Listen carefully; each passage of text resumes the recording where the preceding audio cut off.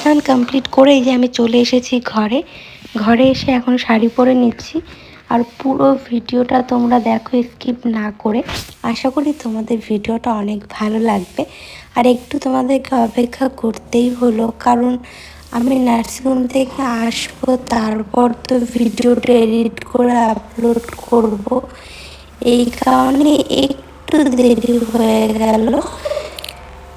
কালকে আমি নার্সিংহোম থেকে এসেছি, আজ দেখো ভিডিওটা এডিট করছি তোমাদের সঙ্গে শেয়ার করবো জন্য।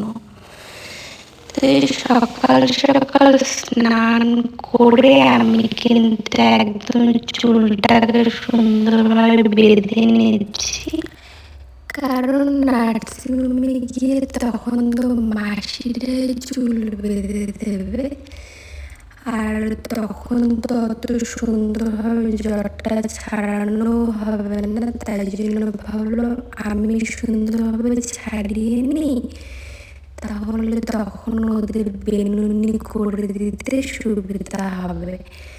তো চুল বেঁধে এদিকে আমি ফ্রেশ হয়ে নিয়েছি। স্নান টান কমপ্লিট কিন্তু হয়ে গেছে আমার, কারণ যেহেতু নার্সিংহোমে গেলে যতদিন থাকবো স্নান করা